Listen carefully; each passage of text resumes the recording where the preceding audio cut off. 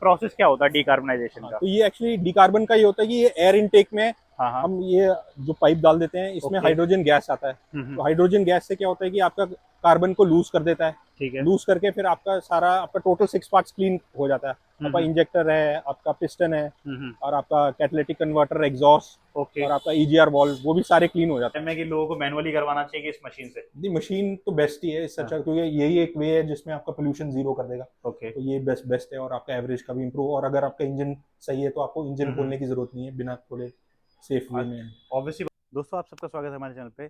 जैसा कि आप लोग जानते होंगे, वो लोग जो कि हमारे चैनल से जुड़े हुए हैं, कि हम लोग कुछ टाइम से वीडियोस नहीं डाल पा रहे हैं किसी रीजंस की वजह से।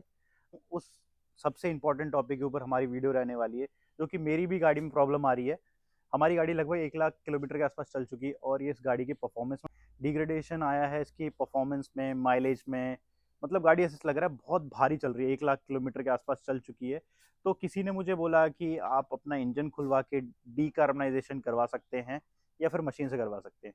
तो मेरा जो पहला मानना है, तो मैं सोच रहा हूँ कि मैं मशीन से पहले करवा ले रहा हूँ। तो इसीलिए हम लोग निकल रहे हैं। एक भैया है, उनसे मेरा कॉन्टैक्ट हुआ दिल्ली में।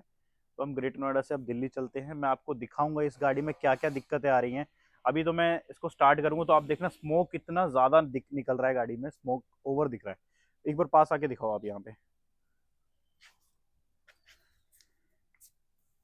ये देखना आप इधर, इतना ओवर स्मोकी हो गया है यार।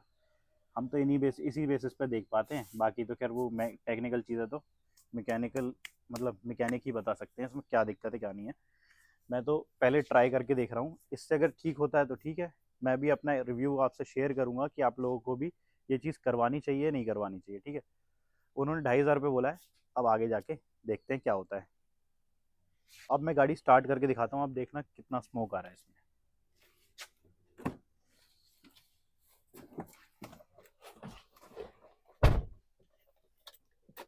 एक तो लेट स्टार्ट हो रही है।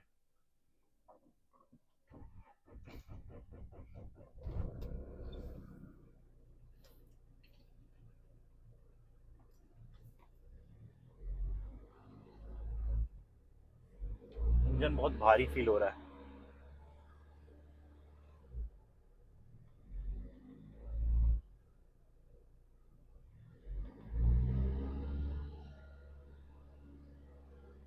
किलोमीटर लगभग 1 लाख से ज़्यादा हो गया, 1,07,000।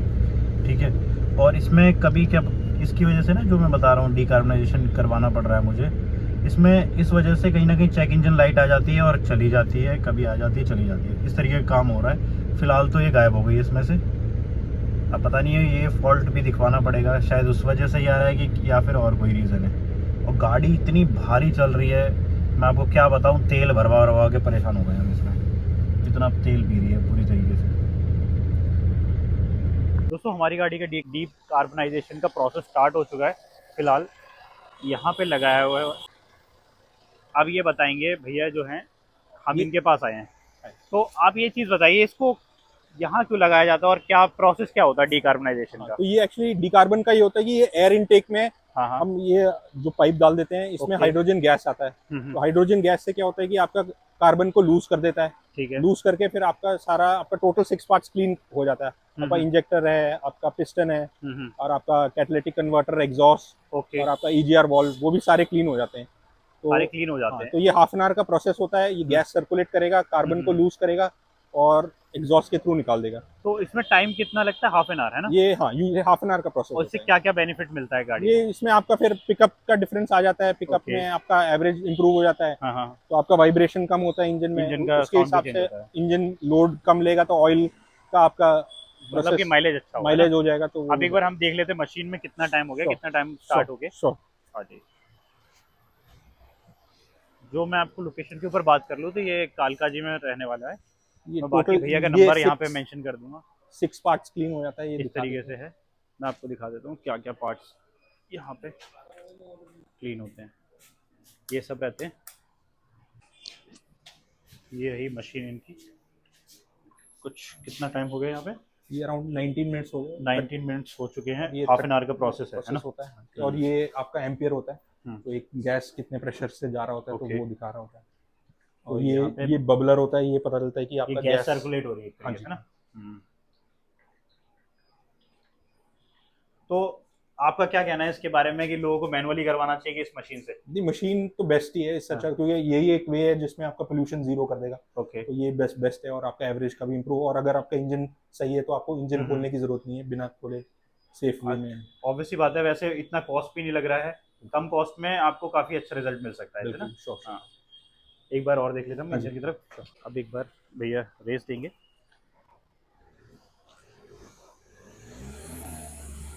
देख लीजिए, बिल्कुल भी स्मोक नहीं आ रहा हो, बल्कि पूरा ये एक्सलेरेशन दे रहे हैं। देखिए,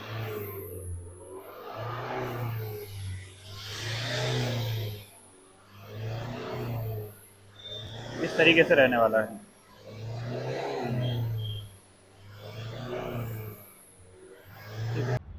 दोस्तों, जैसा कि मैंने आपको दिखाई थी अपनी गाड़ी कंडीशन डीकार्बोनाइजेशन करवाने से पहले, और अब ये डीकार्बोनाइजेशन हो चुकी है इसमें प्रोसेस, जो कि कंप्लीट करवाने के बाद अब क्या कंडीशन है और अब कितना स्मोक आता है। और अभी मैं इनिशियल स्टार्ट कर रहा हूँ गाड़ी को, मतलब एक दिन के पूरे गैप के बाद। गाड़ी ठंडी है, तो जैसे पहले मैंने आपको स्टार्ट करके दिखाया था, गाड़ी ठंडी थी तो अच्छा खासा स्मोक छोड़ रही थी। अब मैं दिखाता हूँ आपको कितना डिफरेंस आया है। एक बार पीछे दिखाइए जाकर। मैं गाड़ी स्टार्ट करता हूँ। पहले लंबा सेल्फ ले रहा था, अब देखते हैं स्टार्ट करने में लंबा सेल्फ लेगी गाड़ी की नहीं।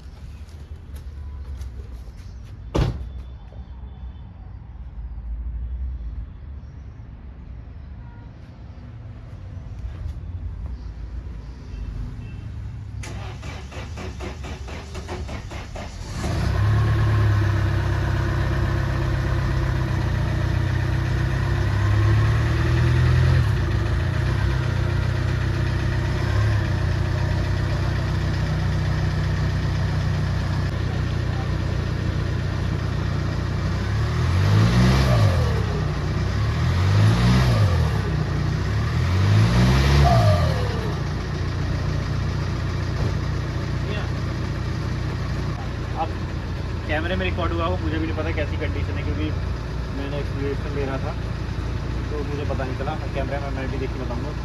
बाकी आप लोग बताइए कुछ डिफरेंस आया नहीं आया है? मुझे कोई मेजर डिफरेंस नहीं लगा है डीकार्बोनाइजेशन करवाने के बाद। तो पहले तो अपनी गाड़ी की और कोई जो इश्यू है उसे सॉल्व करवाइए, और हो सके तो मैनुअल की तरफ जाइए, ठीक है? अगर छोटा मोटा है दिक्कत, जो कि मतलब थोड़े मोड़े चीज़ें जो जिनसे हो सकती है सॉल्व, तो करवा सकते हो। कोई ज़्यादा कॉस्टली भी नहीं है, 2 से 2,500 रुपये का खर्चा आता है। और जो भैया से मैंने करवाया उनके कॉन्टैक्ट डिटेल मैं स्क्रीन पर दे दूँ, बहुत ही फ्रेंडली है, बहुत अच्छे हैं। उन्होंने मेरे को इसके साथ साथ जो इसका एडिटिव होता है ना, जिसमें डीजल में डालते हैं हाई परफॉर्मेंस के लिए, वो भी ऐसे ही दे दिया। तो आप लोग उनके पास जा सकते हो, बहुत अच्छे फ्रेंडली हैं। और जो छोटी मोटी दिक्कत है अगर आपकी गाड़ी में, तो वो तो सॉल्व हो सकती है। अगर लग रहा है कि ज़्यादा चूक है तो मैनुअल की तरफ जाइए, अपना पैसा ना वेस्ट करिए। Thank you so much. बाकी वीडियो अच्छी लगी तो लाइक कर देना, और हमारे चैनल को जरूर सब्सक्राइब कर देना ऐसी कार रिलेटेड वीडियोज़ के लिए। Thank you.